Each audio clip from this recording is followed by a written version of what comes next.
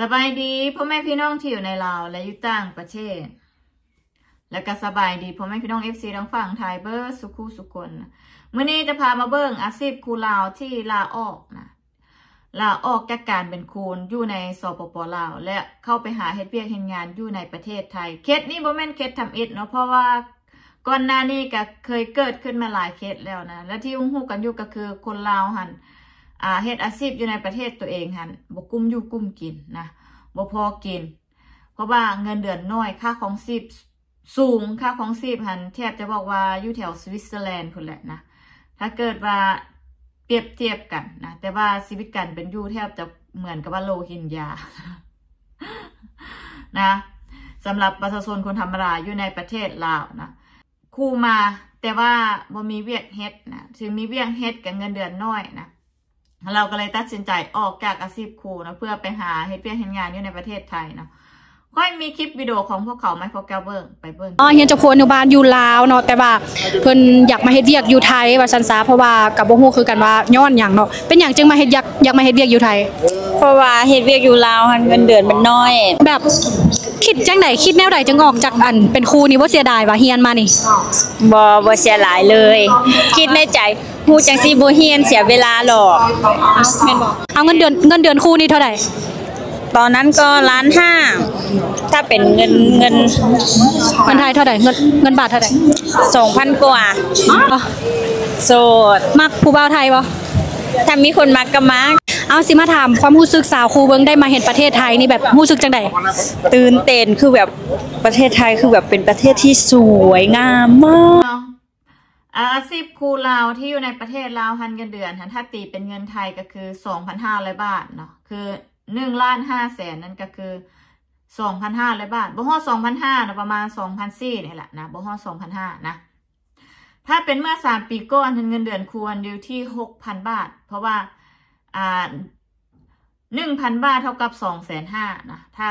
3ปีที่แล้วนะแต่ว่า3ปีผ่านมาเงินมันเฟ้อแฮงเงินบ่ได้ลงเงินขึ้นไปหน้าติ๊กนะแต่ว่าเงินเดือนพวกเขาบ่ขึ้นตามนะเฮ็ดให้พวกเขาอยู่บ่ได้เนาะกับอาชีพที่เป็นครูนะเดี๋ยวนี้ทางการของสปป.ลาวหัน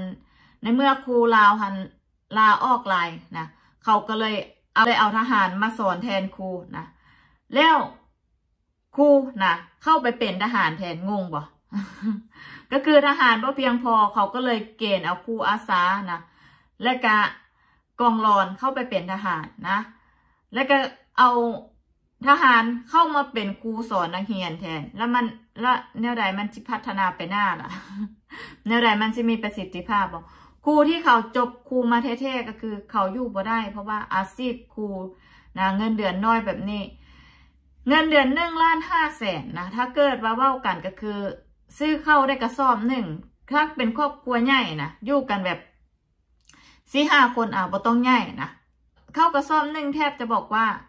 1,000,000แล้วนะเกือบ1,000,000เลยเนาะแล้วค่าอยู่ค่ากินเด้ค่ารถค่าน้ำมันรถค่าเที่ยวไปเฮ็ดเวียกเด้นะถึงแม้ว่ามีอัตราการกินให้ส่วนต่างกับมันก็บ่ได้หลายเนาะมันก็อยู่บ่ได้นะอาชีพครูทุกมืออันนี้แนมบอกเลยว่าบ่แม่นเก็ดทำอิฐเนาะมันเกิดเหตุการณ์นี้ขึ้นมาหันตั้งแต่2 ปีที่แล้วน่ะครู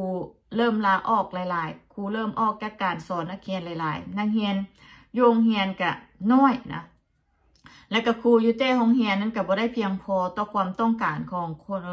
ของครูอยู่ในประเทศนะแต่เฮ็ดจังใดได้พวกเขาก็ต้องเลือกอาชีพของพวกเขาเองเลือกอนาคตของพวกเขาเองเพราะว่ารัฐบาลนั้นบ่ได้มีการช่วยเหลือหรือว่าเพิ่มเงินเดือนให้กับครูนะถึงแม้เพิ่มขึ้นมาก็มีแต่ว่าแสนปลายนะอยู่บ่ได้คือเก้านะเพราะว่ามีการเพิ่มเงินอากรให้ครูขึ้นมาหันอยู่แสนกว่าแสนปลายกีบนะเฮ็ดให้พวกเขาอยู่บ่ได้คือเก้านะคิดเบิ่งว่าจากเงินเดือน1,500,000เพิ่มขึ้นมาหัน1,800,000มันก็อยู่บ่ได้คือเก้านะมันน้อยเกินไปสาเหตุที่คนโกงส่วนหนึ่งหั่นนะคนชาวลาดบางหลวงส่วนหนึ่งหั่นนะที่อยู่ในประเทศเราก็เพราะว่าเงินเดือนน้อยนะบ่พออยู่พอกินเฮ็ดให้พวกเขานะเฮ็ดทุกวิธีทางนะเบิ่งสภาพครูแถวบ้านนอกนะ ครูแถวบ้านนอกนี่คือบอกเลยว่าสอนแต่ประวัติศาสตร์เก่าๆมันไม่ได้สอนเรื่องราวที่ไม่ใหม่นะที่มันเกิดขึ้นคือหลายประเทศเขาจะเน้นเทคโนโลยีเข้ามาช่วยนะเรื่องการสอนแต่ว่าทางฝั่งลาวบ่มียังอ่านตำราปึ้มคือเก้าอยู่เนาะแถวบ้านนอกบ้านนานะ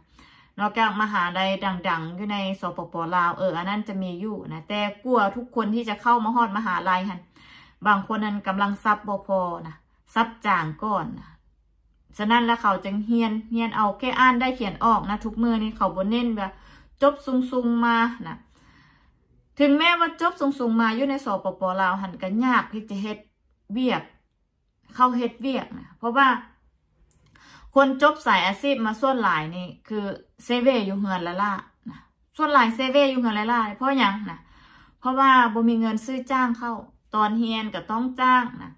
จบมาก็ต้องจ้างในเมื่อเจ้าเป็นครูมาก็ถ้าเกิดว่าเจ้าบ่มีเส้นสายก็ได้เป็นแค่ครูอาสานะครูอาสาสอนไปก็บ่ได้เงินเดือนนะก็มีหมู่ค่อยเป็นครูนะจึงเมื่อ7 ปีที่แล้วนะเราสอนหันเน็ตเวียกมาหันอยู่ประมาณ5 ปีนะค่อยก็เลยบอกแล้วว่าจิทนอยู่เห็นยังถ้าเกิดประเทศอื่นนั้นนักการทดลองงานหันเขาให้แต่3 เดือน6 เดือนผ่านบ่ผ่านเขาก็บอกนะเขาบอกเลี้ยงพวกแก้วไว้แล้วให้ความหวังพวกแก้วว่าอดทนไว้เดี๋ยวเขาก็ได้เป็นรัฐกรนะเดี๋ยวก็ได้เป็นรัฐกรก็เว้าอยู่นั่นแหละทั้งที่ผ่านมา5 ปีแล้วก็เลยบอกนี่ทางฝั่งไทยนะเฮ็ดพาสปอร์ตไปเฮ็ดเวียกอยู่ไทยหั่นก็เลยบอกแล้วสินะทุกเมื่อเราไปเฮ็ดเวียกอยู่ฝั่งไทยฮู้บ่เรามีเฮือน เราสร้างเฮือนของเราค่ะเฮือนวิลล่าค่ะนั้นแล้วนะคือพวกแก้วเห็นกันอยู่ว่ามีหลายคนที่ไปเฮ็ดเวียกอยู่ในประเทศไทยได้เฮือนเป็นหลังนะซึ่งหนึ่งในนั้นก็คือหมู่ข้อยเองนะเฮือนเราได้เป็นหลังเลยนะแล้วพวกแก้วก็เคยเห็นยูทูบเบอร์หลายๆคนเหมือนบอกไปเฮ็ดเวียกอยู่ในประเทศไทยนะได้เงินได้บ้านได้เฮือนนะได้รถนี่แหละนะยาสุกไปทนอยู่นะทนอยู่แม่นอยู่ว่าเจ้าหักอาชีพของเจ้าแต่เจ้าก็ต้องคำนึงว่าอนาคตว่าเจ้าจะกินอย่างเพราะคำว่าอาชีพมันต้องมีเงินเลี้ยงตัวเองแน่นะถ้าเฮ็ดเบียกละต้องพกตรงจกเงินตัวเองนะเอาเงินตัวเองเอามาซื้อข้าวซื้อน้ำซื้อข้าวซื้อน้ำกินเงินที่เก็บผ่านมามันก็เมิดนะรัฐบาลบ่ยอมแก้ไขเรื่องปัญหาพวกนี้นะมันปล่อยมาเป็นแบบนี้หันยาวนานล่ะและอีกอย่างหนึ่งหันครูอยู่โรงเรียนกับลดน้อยลงน้อยแล้วโรงเรียนบางโรงเรียนนี่ค่อยบอกเลยว่าครูคนเดียวนะสอนแทบทุกวิชานะแล้วก็เรื่องสุดท้ายเนาะเราบอกว่าเรามักเรื่องผู้บ่าวไทยนะอันนี้หันเรื่องการหาคู่ครองคนบ่ยุ่งเนาะเพราะว่าเป็นสิทธิส่วนตัวอันนี้หันนะเพราะว่าสิทธิส่วนตัวของแต่ละคนนั่นก็คือการเลือกชีวิตคู่กันแล้วแต่เนาะถ้าเกิดว่า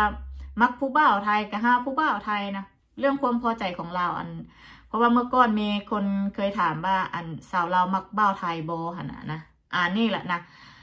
ถ้ามักเราก็จีบเราเนาะผู้บ่าวไทยทั้งหลายอันนี้คือเรื่องส่วนตัวเนาะค่อยบ่ไปยุ่งเกี่ยวนะ